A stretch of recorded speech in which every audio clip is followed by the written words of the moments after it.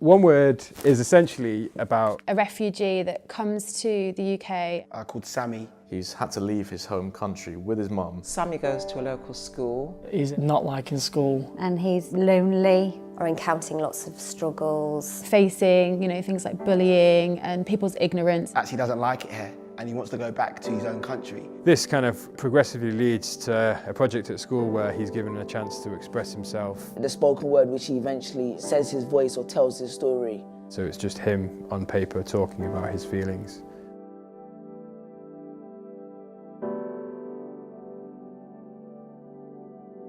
The idea came about in stages. It was first, I had an idea to showcase how the arts and creative subjects have an influence on children and students in a way that maybe the conventional subjects don't, in allowing them to express themselves, dealing with their feelings and emotions. Just basically highlighting how art has a place in education. So I did some kind of various different bits of research into which one I would prefer and came up with the idea of spoken word. So using a boy using spoken word at the end to kind of express his feelings that he probably wouldn't be able to do normally because he's had such a kind of trauma. I got involved, or Sully got involved, or I got involved with Sully, as all keen researchers do. Intensive, went to Google, went to YouTube, stopped there. That pretty much led me to Sully. Kind of started a mini obsession where I kind of followed all his stuff and thought to myself, wouldn't it be amazing to work with this guy? Me and Caleb actually met via social media. I think I was working on a project and I put out a blast on Facebook and he hit me up. So he was looking for a video team to help him with the title track to his EP, The Dorm Room. And we spoke a little bit on social media and then we spoke on the phone, and I think the next day he'd come up with an idea for the project already. He'd come up with like 2 or 3 ideas and I was like, I really like the way this guy's operating. So then we came down to Manchester and the whole of the Picture Lock crew, and the way everything came together was so well organised and well structured. I was completely sold and I was like, yeah, I like working with this guy, and anything else he works on, I'd love to be involved with it. He was telling me a number of his ideas and I think that one came up. And he kind of got on board with it straight away, said he loved it, and it grew from there. And then after he'd sold me, he said, we really needed someone to write the spoken word piece for it though. And I was like, oh, okay, I like your pitch. The thought process for me, I really had to internally kind of remember what it's like being an outcast to an extent. You know, when you're young, you have a lot of ideas that you don't want to share with everyone else because you may feel you're a bit shy or you're a bit embarrassed. So I had to go back to every single one of those ideas and channel that kind of spirit of wanting to express them and what I would have said and how I would have said it. I suppose the main obstacle for casting was Sammy. Well, for whatever reason, a lot of the talent was in London. The first person that walked through the door was Josh. It was quite intense, the audition, because it was in this big room and even the table for the audition was really at the end of the wall, so I had to walk all the way, so they were walking all the way to the end of the room. He prepared for the role. He was asking questions that no other actors were. He wanted to know more about the background of Sammy. As an actor going into an audition, you need to be prepared for changes. Things may change. The way you rehearsed it may be different. So I was always open to that, and he made me feel relaxed, A kid that survived all this stuff, and 3 little posh English kids, essentially compared to him, trying to bully him, whether it's being racist or not, and if he snapped. Yeah. And that's what I want you to play him as, this guy that's keeping everything bottled up.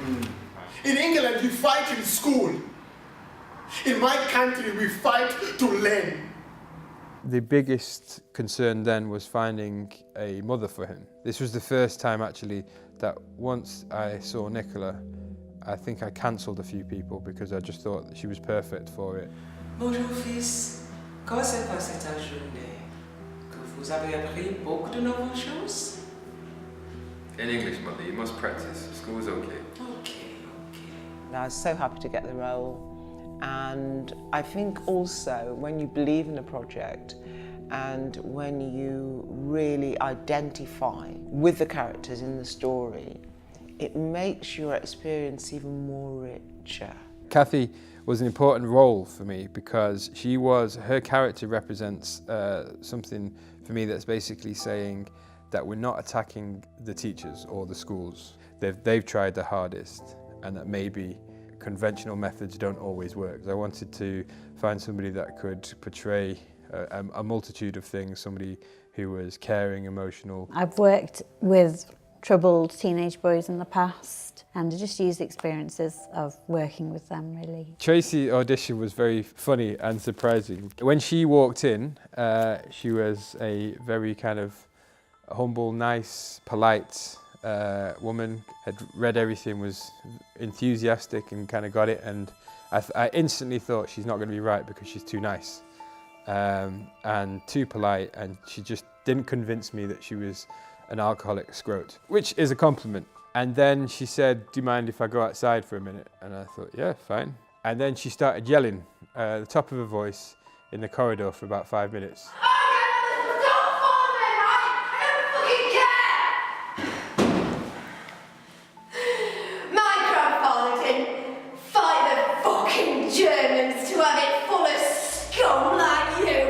Yeah, it blew us away, and it was pretty simple after that. She was cast. When they were casting, I came to help Miss Evans. She was supervising. I got asked by Miss Evans if I wanted to audition. Just auditioned with one of the lads from the school. What's this little hair?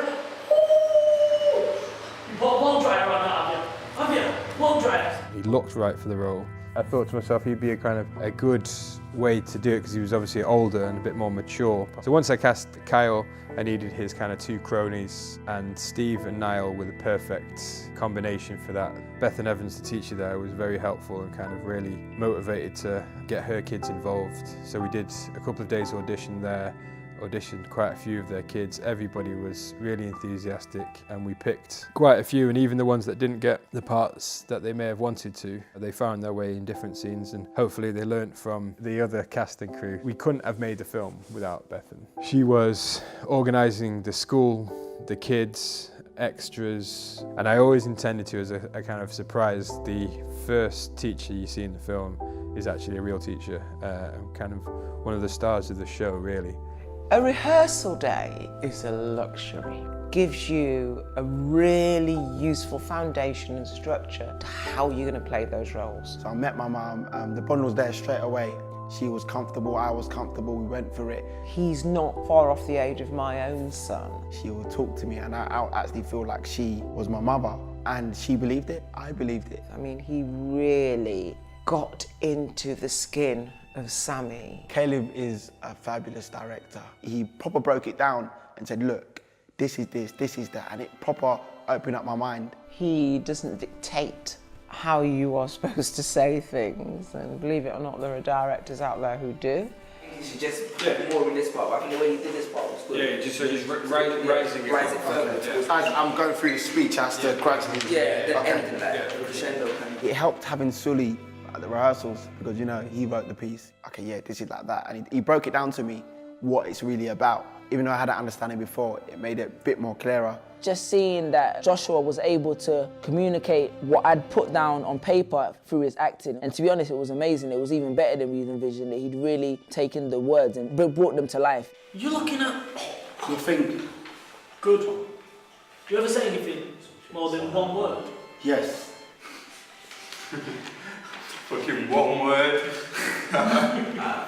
That's where I met Niall and Stephen, who were the two bullies I was working with, and I met Josh as well. We got set off and we got put out in the corridor away from everyone else to become free friends. Hey, one word. This, yeah, with us three is a private conversation, so why don't you fuck off over there? Oh, better yet, fuck off back to Africa. Oh my God, chill.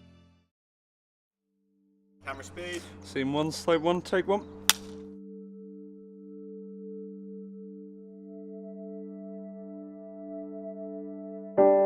Action, Josh.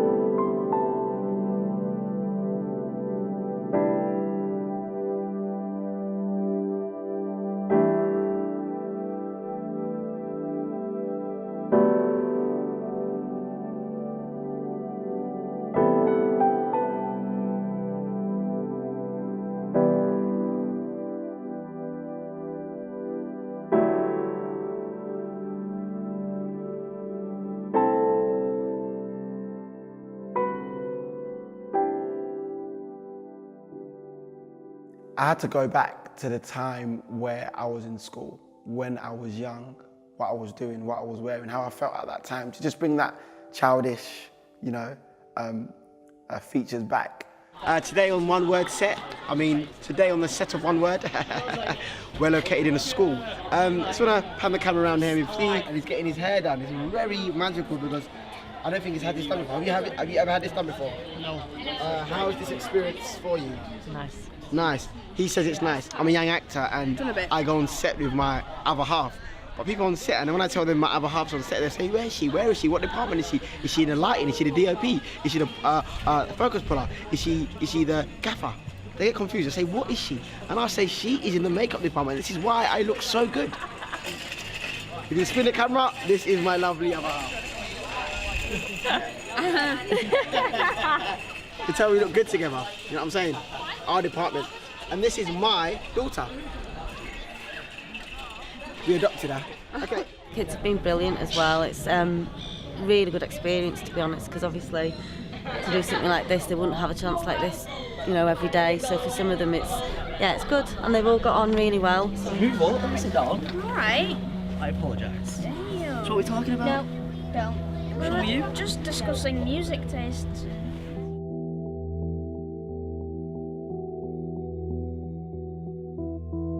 Tyrone is a school bully, so Josh gave me some advice just before we started filming my first couple of scenes, because I wasn't angry enough or bullying enough. So he just gave me a bit of advice of how to get the anger across. I just helped them in that process to just strip all that away and make it natural. And it was really good because they found something that they didn't realise that they can do, and it showed really well on screen. We just had a couple of minutes where we were just swearing at each other, going back and forth until we kept getting better and better. What are you looking at? What the fuck are you looking at? Strip all that. Then you can add it back on after. Yeah, you add it back on. What the fuck are you looking at? The main process for all three of them was just trying to take off their niceness. They're clearly well brought up boys, and I needed to try and get rid of that, or at least for you not to see it when I didn't want you to see it. My name's Lizzie Davis and I play Hazel. Hazel's she's quite loud, cocky, and first time you kind of mainly see her is in the classroom where she completely ignores the teacher, and it just kind of shows she is quite rude. And though towards the end though, when Josh does his spoken verse, you kind of see the difference in her, because she actually reflects on the fact that maybe she is taking things for granted.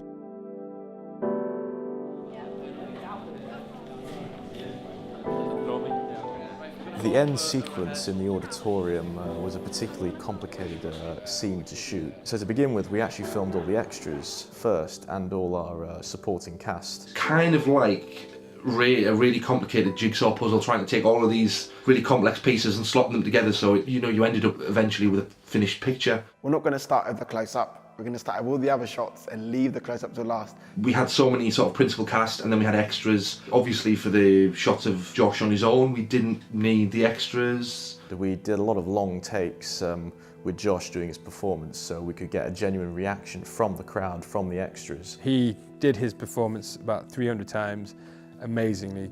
Was making people cry. Tried to get all these tears out, all these tears on all the different kind of shots and on everyone's POVs. He gave it 110% and went for it completely. I don't think anyone was quite prepared for the emotion that Josh was going to give to everyone. I think everyone felt it on the day. It was so draining, and I think it's where, I got stretched as an actor, because I was physically drained. And then everyone left, and it was time for his close-up. We were running out of time. We'd already gone over about half an hour on the schedule. And I was actually getting emotional for real, but it wasn't showing. Just be on me, then when I'm ready to go for it. Yeah. I'll close my eyes when I'm ready. Okay. Whenever you're ready, Josh, you go for it.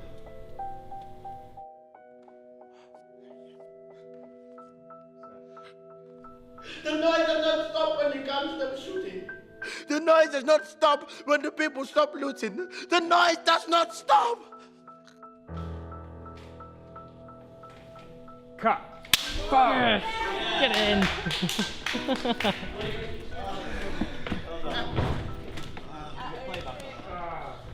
Got there. Got it in the end there. Yeah, man. Thanks so much. blank in my mind. I start thinking of other stuff. Yeah. Camera, yeah. Okay. Caleb, yeah, Caleb, okay, Caleb. You happy though, yeah? Yes. Sure, yeah, promise. Literally just got it. It happened. The test came, and in me, I was just so relieved and happy. And inside of me, it felt like I am Sammy. You know, even just through that, I felt what he went through. The energy in that room was so powerful. It was really stressful, but I really got there. But that was the most stressful day for me. You can feel the journey they've been on, and it really connects with you. That part just gave me goosebumps, because you see how him and his mum are interacting, and then finally when the piece, and she sees it in his eyes, and I was like, yeah, definitely, there's definitely something there, and it felt real rather than a recital. It actually felt like this relationship existed, and this dilemma existed, and this individual was going through this, and he was speaking to not only the people in that immediate audience, but the whole audience and me as a viewer. I remember on the first take, huge round of applause from the extras afterwards and the actors afterwards.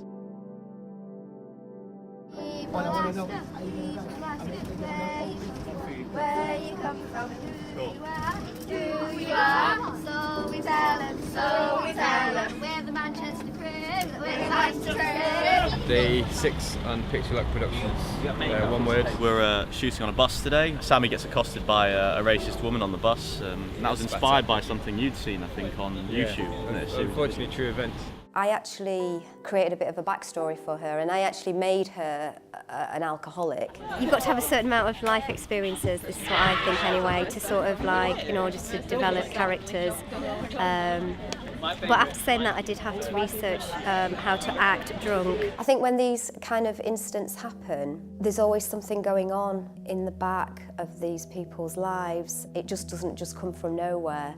Is it all got too much for you filming? You appear to have had some form of mental breakdown and be drinking super petrol on the bus. Yeah. Look, the sun. Yes. Well, the makeup girls made this kind of fake spit. Emily and Gina were trying to make some sort of concoction of spit. I didn't know what they're going to use to put on me, to spit. I thought maybe, yeah, action, whatever, and they'll flick maybe a spoon, whatever. We tried it out, wasn't really working, and then we got Carl, one of the camera guys, to step in for a kind of final test before we were going to try it. So he stood there voluntarily and had it flung at him, and it was very thick. Just went everywhere, and it didn't look like spit. We had to, unfortunately, scrap that idea. And I looked at him, he looked at me, and I can't remember who said it. Let's just say he said it. So, do you know what I said to Tracy? I said, Tracy, it's fine, you can let her spit on me. So in the end, we just went for the real thing.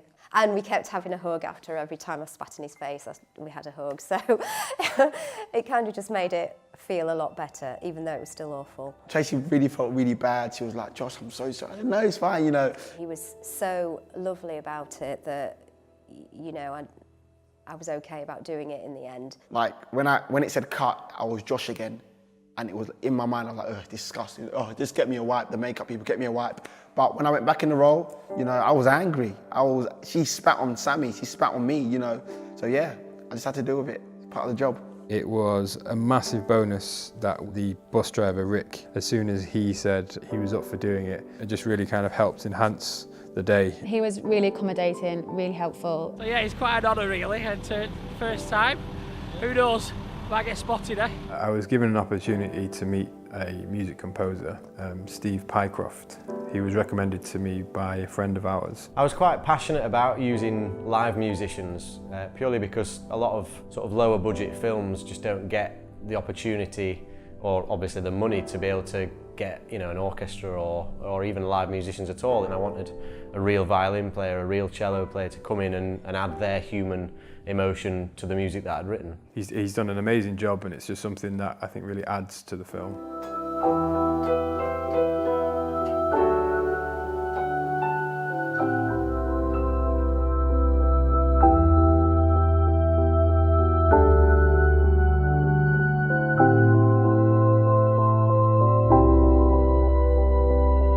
For me, the most important thing was to allow people to see that art is a way to communicate. It's not just something you do as a hobby, but it's a way to connect with people, and it's a way for people to find a voice. It was a very good experience as well, just to see like how everything works. I've really loved working with all the crew. I genuinely did think everyone was really, really nice. Some great experiences, just went with some really, really talented and great crew. The team from Picture Lock Productions, you know, Caleb, Steve, everyone else, what they done, they saw the success for me, not only as an actor, but for the whole story and everything, if that makes sense. And the way they were, it was different. It was a different feel that I've never felt before on set. We all established some sort of family form, and yeah, he's very good at keeping us all together and keeping us focused and making sure we get the most out of everything. The actors that we had the pleasure of working with were perfect for the roles, and I think Caleb did a great job in managing that and making those decisions. If somebody's coming from a bad situation, take time to either get to know them, or if you've not got time to do that for whatever reason, just don't be nasty. They've probably seen and been through things that you'll never ever even have nightmares touching on. Being a bit more understanding to people in these situations, and maybe to put a name or a face on people's opinions. It's very easy to have an opinion about immigration or refugees and asylum seekers because you put no name or no face to it. Hopefully this film, although fiction, can do that in some way for people to maybe think twice before forming an opinion based on no research and no human story.